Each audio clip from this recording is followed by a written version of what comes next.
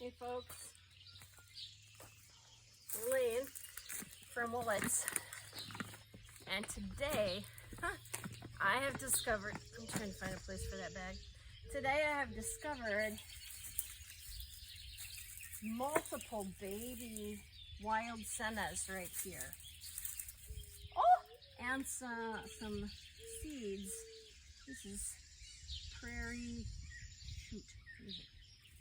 I can't remember the name of that prairie plant. Anyway, this is a prairie plant, the wild senna, and they're babies.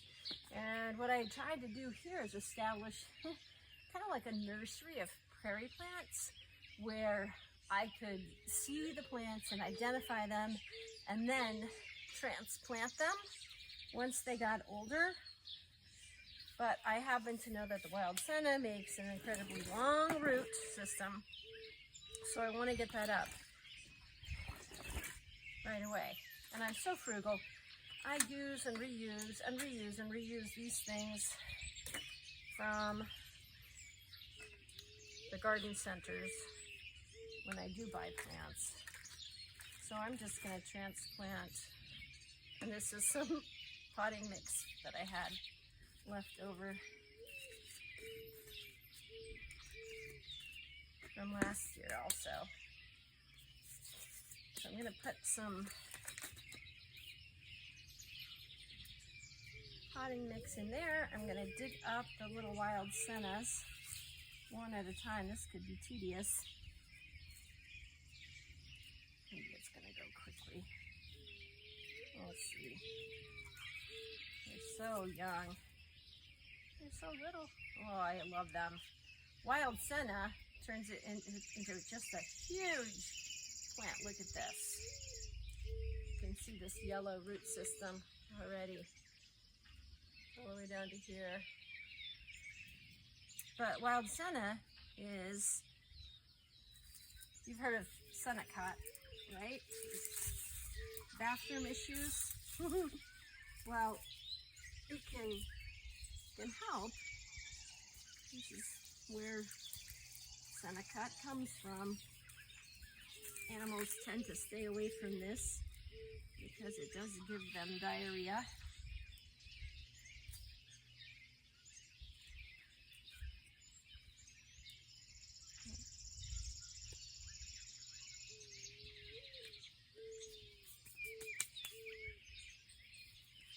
I was gonna put just a couple pellets in each container. I'm thinking maybe 3 in each. And the reason I want to put the pellets in here is for water retention. Once these little guys go out into the prairie, man, I don't water out there. So they need as much help as they can get.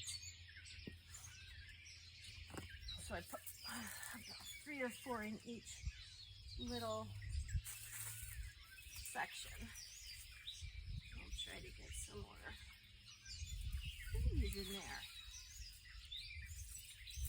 So these get really tall. The honeybees love them.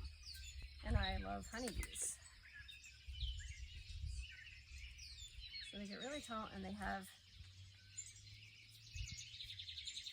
bright yellow flowers on them. It's a fun cherry flower. A lot of people think that wild senna can kind of take over, but personally, I don't mind if it takes over. It's so gorgeous. And when you think about how you're feeding the native bees and the honeybees. Okay, we've got 4 little containers full. Get 2 more in here.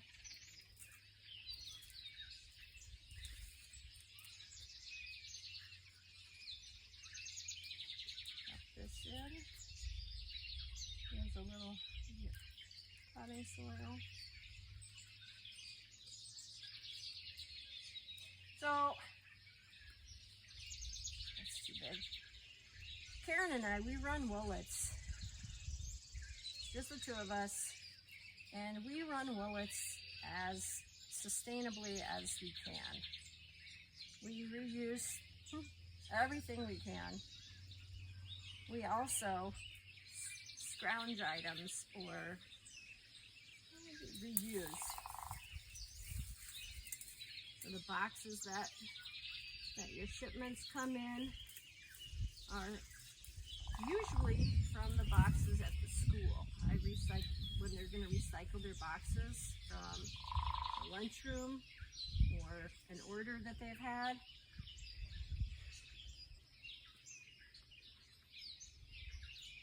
We use those. So we're trying to think about how we can save the earth. It just makes me so sad when I read the news and I think we all can do something, you know, and we all have to make a choice about doing something. So we reuse plastic bags. You might get your bulk items back in someone else's plastic bag. Reuse boxes. These bags are compostable.